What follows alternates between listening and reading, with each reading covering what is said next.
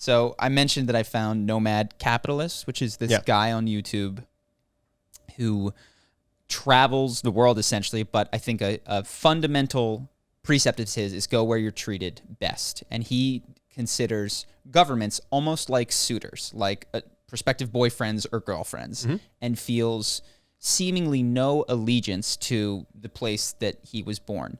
At first, I was like, that's messed up, because that was just a knee-jerk reaction that I had. But as I thought about it, I do think that I have been, as we all have, inculcated with the sense of duty to the amorphous idea of the American government, irrespective of what it does for us. We're all told that it does so much for us and is so good and it's the greatest country in the world. And I realize that I have sort of a narrative in my head about, there's still that lingering America's number one and it's taken care of you and it's done everything for you in the back of my head. Not to say that it's not better than many places. Well, how does he deal with friends and family? So for instance, the reason I wouldn't want to renounce citizenship, even if I thought that the U.S. government and I were even, because they had provided a lot of services for me over the last 33 years, but I have paid them a lot in taxes, so let's call it square, right? Just business transaction. If I renounce my citizenship, become a citizen of Singapore, I can only come here for a certain amount of time each year, right? Correct. Yeah. So how does he deal with the fact that I assume the majority of his friends live in the U.S., his family probably lives in the U.S.? Think any longer that's not true. I think he does what we looked at, the trifecta, which is where you do 4, 4, and 4 months a year in different places, and you move depending on weather and all that kind of stuff. He's got a wife, and I think he's made friends in those new places. Now, his family of origin, I suspect, is still in the U.S., but he visits them. And to be fair, the amount of times that I see my family, they might as well be in a foreign country. I only see him 3, 4 times a year. So he has a core crew that he travels with, or it's just him and his wife? I think it's, I don't know his story, but I believe it's him and his wife, and they have made friends in each place. Yes. Though I don't think that was as big of a concern for him as it was for you. It seems, at least the way that he talks about it, that finances and recovering, the 40% of taxes that he was paying, and he now pays 1% globally, is important. So I don't know. I just had a knee-jerk reaction to that. Like, that's fucked up because you're supposed to love America. And then I went, oh, wait, I've been brainwashed into this because, the country that I was born into in 1987 is not the same country that invaded Iraq in 2003, is not the same country that is around today in 2021. Well, my thing is, are you going to expand your sphere of care or shrink it? So most people go, I'm a U.S. citizen. I care about my country. My country provides for me. If you're going to throw that away, then there's two things you can do. You can say, I'm a global citizen. I used to pay 40% taxes. Now I pay 1% taxes. So I'm going to donate 20% of my money to helping people in Africa and 10% of my money to helping people in East Asia. And I'm going to keep 60% for myself. But instead of just funding a government that I don't care about, I have earned through clever problem solving the right to determine where my charity goes. Or you can shrink your sphere of care to just yourself and go, I don't care that the government helped me. I don't care that the country I currently live in has a government that helps me. Contractually, I only owe 1% of my money, so I'm going to keep 99% for myself. And, my bias probably comes through in how I language that, but I don't think it's wrong to shift your sphere of influence or your sphere of care. But I would prefer, if I were friends with someone and they did this, I would say, great, you've just freed up a ton of capital in a world that still does help you. You were provided for from 0 to 18 with an education. Everywhere you live, whether it's the U.S. or elsewhere, you probably take advantage of public roads and police. And so to go take yours, but give nothing back to the community that raised you, the community you live in, or the communities in need, that seems weird. But if you're going to go, okay, I'm going to give 30% of my money to some combination of this, either the country that I was raised in, or I'm going to say, no, even though there's only 1% tax, I'm going to go donate to the local police, the local firemen, the local construction companies that provide me the current life I have in Singapore or Puerto Rico. Or you go, I don't need to do that because Singapore is killing it, so I'm going to reach out to Africa. And all of that I think is great. But when you go, I'm going to keep 99% for myself, it just goes, to what end?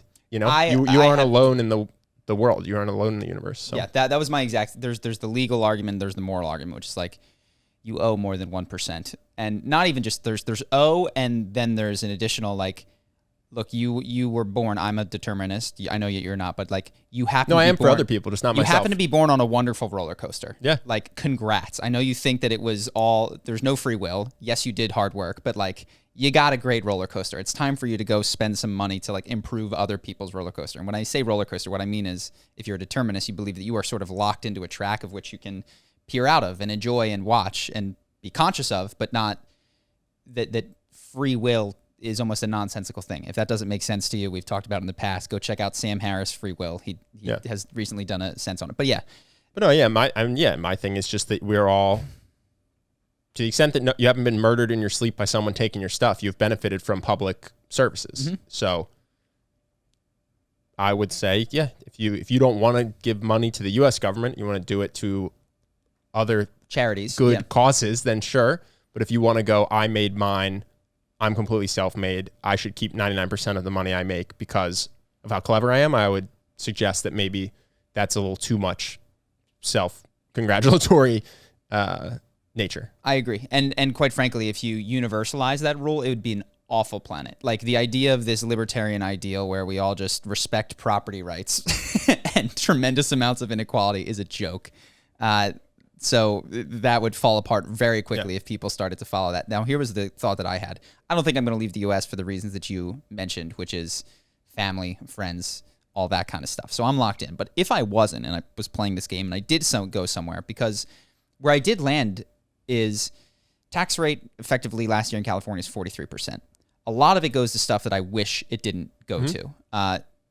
50% of which is the Department of Defense, which you can say is defense or war, depending on your perspective. And I just wouldn't allocate it the way that it is being allocated for me.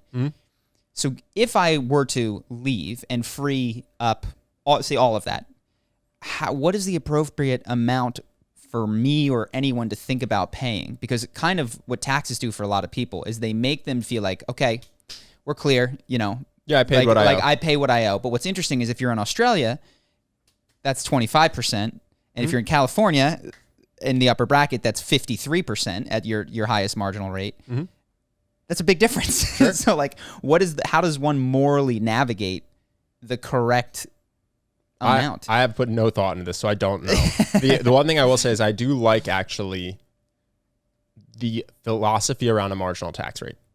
Now, people game it, and I'm not saying it's done perfectly in the U.S., but the idea that you would give a different percentage the more you have, that makes sense to me because we don't have this infinite need for wealth. So yeah, my answer to this, which I don't have fully thought out, is it's going to be lower if you make 20 grand a year than if you make 20 million a year.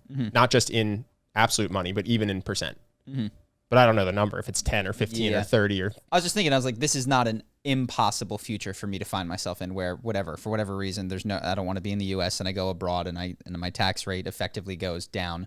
What then do I need to set as like, no, this is the floor of which you need to contribute? Well, honestly, the biggest thing that scares me about the renouncing of citizenship is how permanent it is. Because if you could renounce your citizenship, but since you were born in the U.S., you could take it back. You can, go ahead. Renouncing, I think there's federal and there's state, so you could get out of state tax. We don't need to get into the. Well, yeah, you can get out of state taxes easily. You literally just move to Texas and then go live abroad 12 months a year, but just claim Texas. But I think to pay 1%, you have to renounce your U.S. citizenship. You may be right, yeah. As a guy with a sleeve tattoo, let me tell you, sometimes permanent decisions seem like a good idea at a time, and then you're like, I didn't really need to do this. I don't regret it, but I will say I'm totally neutral on my own tattoo. Yeah. It has no cost and no benefit. So was it worth $5 grand and 50 hours of sitting in a tattoo chair? Like probably not, because it's completely like not having it. Yeah. And that has taken me 5 years to land on that decision from when I made it. So I could see myself renouncing my citizenship at 33 and at 45 just being like, shit. I sure wish I had that U.S. citizenship. Yeah. You know what I'm saying? I almost married someone in Brazil to get Brazilian citizenship. It only took 6 months for me to be glad that didn't happen. Yeah. So that's the biggest thing. If you could do takesies, backsies with the government and come back and say, hey, I'm really sorry, I want to start paying my taxes again, and they would just give you citizenship again, then it's like, yeah, why not take a flyer? But if it's permanent, which is just my uneducated impression, that would be my hesitance. Is like, you might just end up in 2030 saying, it would be cool to live in the U.S. for 12 months. Yeah, well, you know who doesn't feel that is our friend Benji, who was born in Australia. You know what I mean? Like, well, he lives with in the same building as his family. Well, this is, I guess, what I was saying. Is like, dude, if all my friends and family died... Family's not going to live forever, dude. If all my friends and family died, I'd renounce my citizenship. I'm just a lone ranger that knows no one I know is alive. Yeah, why not? I'll just go donate to charity and live in Singapore. Hope that you guys enjoyed that clip. If you want to see more like this and have us do more podcasts, we are 100% funded by our generous patrons. And if you'd like to contribute, there's a link in the description, and we'll have one pop up on the screen right here so that we can do more podcasts where we have fun conversations and hopefully some deep ones like this. Either way, hope that you enjoyed the video, and I will see you in the next one.